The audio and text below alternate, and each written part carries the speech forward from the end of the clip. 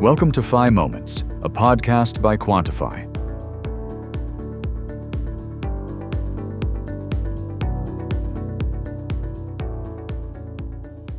Welcome to the Phi Moments podcast, where we uncover the moments and stories that are transforming enterprises. Today's topic is rethinking preclinical testing in drug development. We know that in drug development, animal studies have been used for decades. They're slow, they're expensive, but bigger problem, they sometimes don't predict the human outcomes as well as we would like it to. Now, in April 25 this year, both EMA and FDA have actually published guidelines that they have plans to phase out animal testing in the coming years, in the next 10 years or so. That's the plan. And what we need is actually, what the need of the hour is how we can do better science so that we can bring drugs faster to the market and to the patients, and using all the different modalities that we have to determine that the new molecules that are being tested by the pharma industry are indeed good. So topic of the today, we will explore DART. It is a AI-powered stem cell-based platform developed by Quantiphi and Transcell Biologics. And we are going to talk about different aspects of the concept, implementation, etc. For this, I'm joined by the person who's actually created the story of DART, Dr. Subhadra Dravida.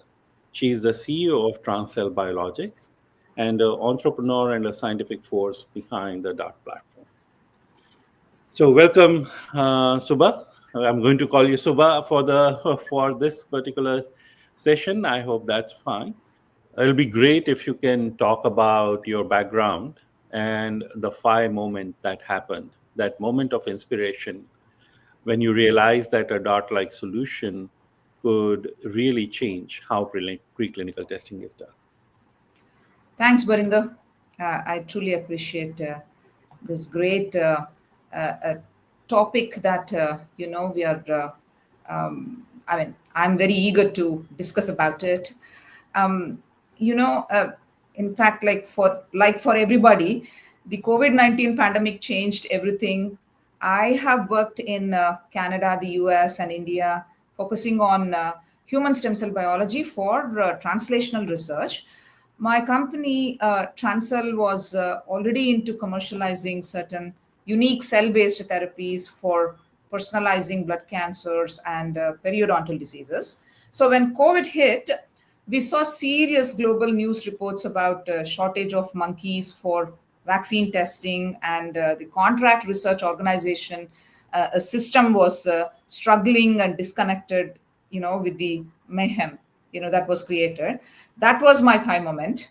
I realized, we needed more than just an alternative, but a deployable enterprise solution to support the global pharma and biopharma industry. I wanted to create a platform that could completely replace animal models by leveraging our stem cell models with AI and ML tools in the integrated in the technology. Then, due to our some good reputation in the market, we secured investor support to explore this hypothesis using our existing assets. This is how DART started, and it is now an AI-powered platform for testing without animals, but using relevant human microphysiologies. Since then, we've been successfully riding on the concept, and then certain demonstrated use cases like annotating, over 10 million stem cell phenotypes using convolutional neural networks that were very, tried and tested for the specific functional insights as part of focused research that we undertook. Our first module, Barinder NeuraSure, tested COVID vaccine risks, and then we slowly expanded to safety pharmacology, efficacy testing, and other screening areas. There is one key moment, that occurred when DART's prototype was addressing the anti-sera potency testing study, DART data matched the values from animal studies without requiring any extrapolations. That was when I realized, DART wasn't just comparable, it was superior and a calling. It was our eureka moment. Very nice. So, how do we explain what is DART and how does it work? What would you say to that question? Right. So, DART is a next generation safety and efficacy testing platform. It's built on ethically produced human microphysiological systems that are derived from primary human stem cell units. So, these serve as AI enabled biological models for testing pharma or biopharmaceutical assets. Yeah. And when Transcell came to Quantiphi, we were, and introduced the concept to us. We are a AI centric digital services company, and we really love the idea. And the problem of creating any platform in today's world is that the scaling of the platform requires a careful capability development. And what we brought to the table was how the image and the molecular analysis could be done using AI for real-time evaluation of the results and accelerating the whole journey of getting the results in a much faster manner than what could be done today with the human-centric approaches. The amount of scaling that would need for a workforce that could judge impact of drugs on cells, on stem cell models, would have been huge and would have been a considerable change. So by bringing AI, we are able to scale the whole concept of evaluation and thereby accelerating and making the product much more scalable. Do you agree Exactly. with that, Subha? Yeah.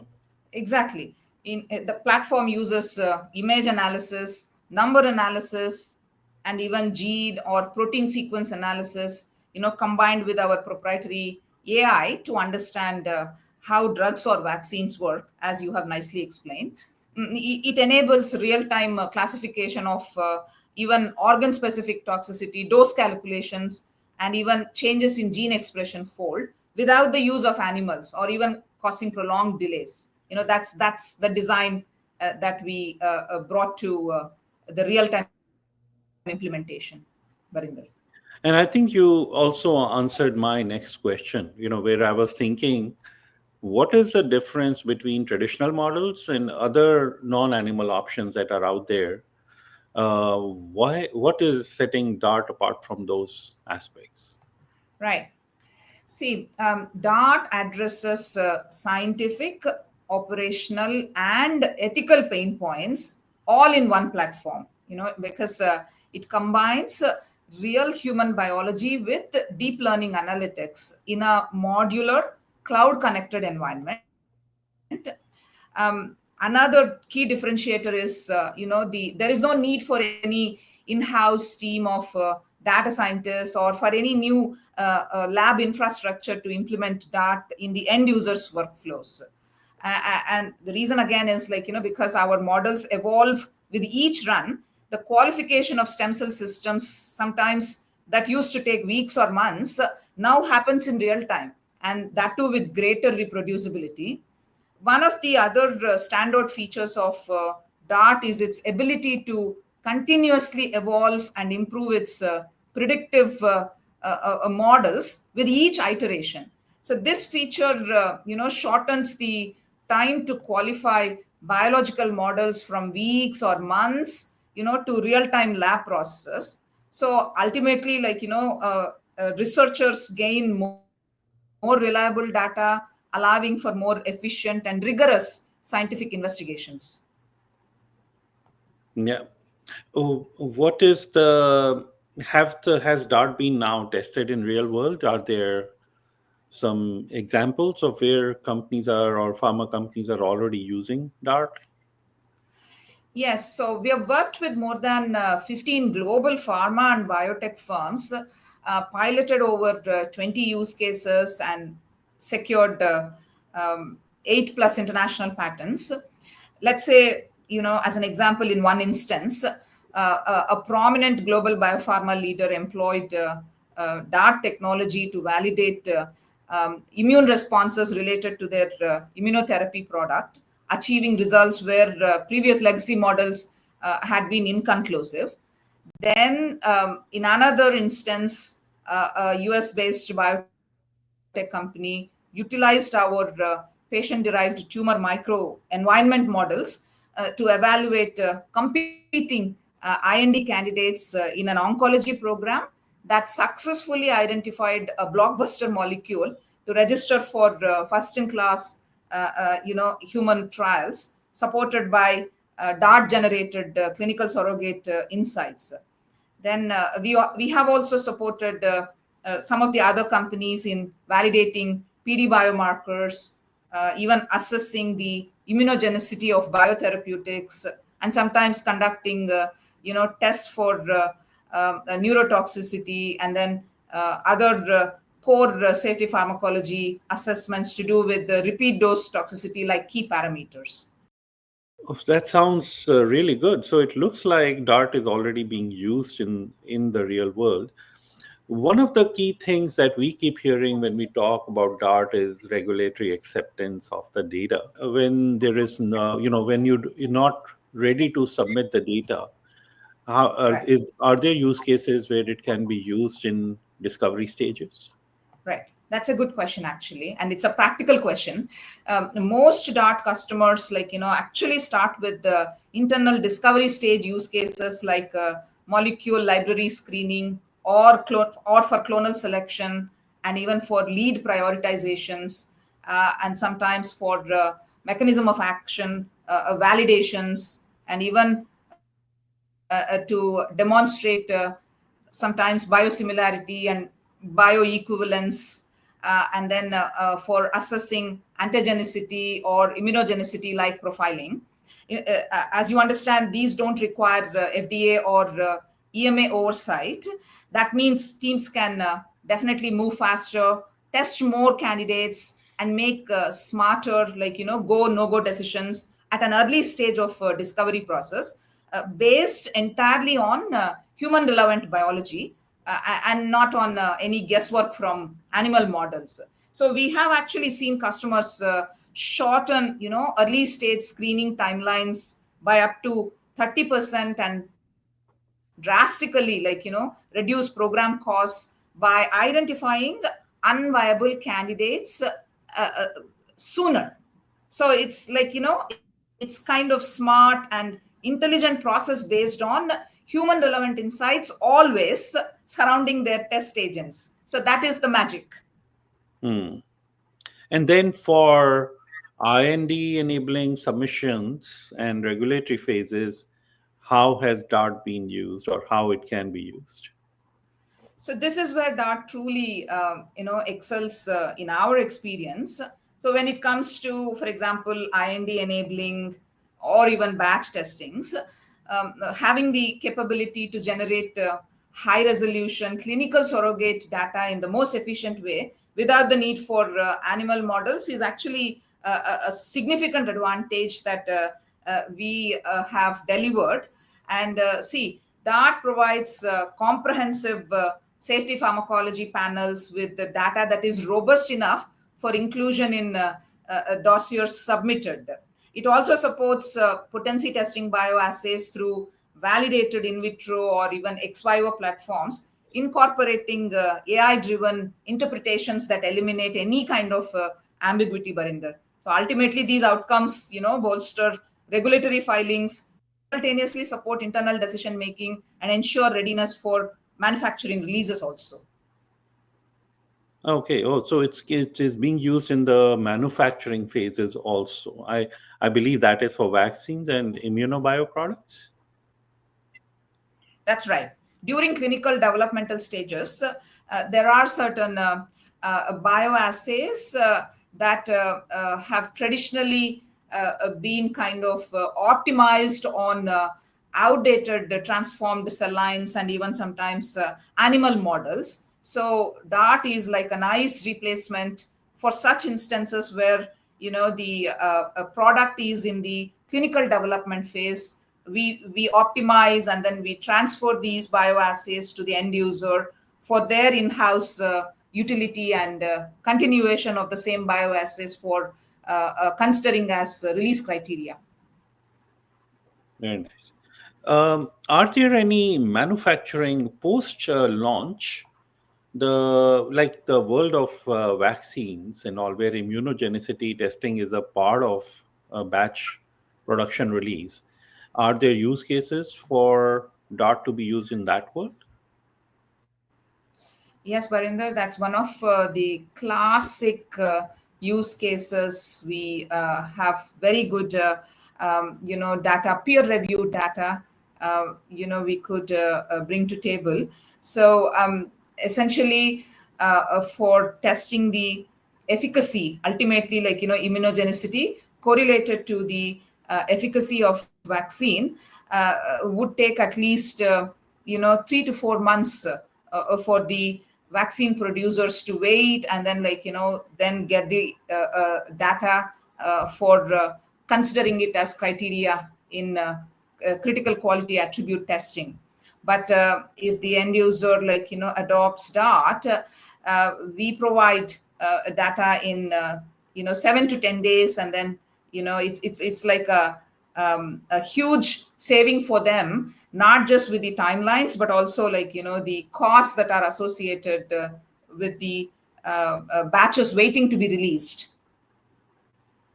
And that could be, I'm just thinking, this could be also used by cosmetics companies and chemical companies, if this could be for their part of safety testing of their products, correct? Right. So there is this application even for cosmeceuticals and agrochemicals industry. Looks like, there seems to be no reason actually not to do DART like models in part of drug development. They seem to be cost effective, a fraction of a cost of what an animal study would cost. They seem to move very fast, and the results seem to be a lot more trustworthy. Barinder, considering that technology implementation is a crucial aspect of our offering, could you share what that journey looks like for DOT? Yeah, so we are taking DART to customers. Typically, we start with a 1 week discovery workshop. We agree on the testing goals.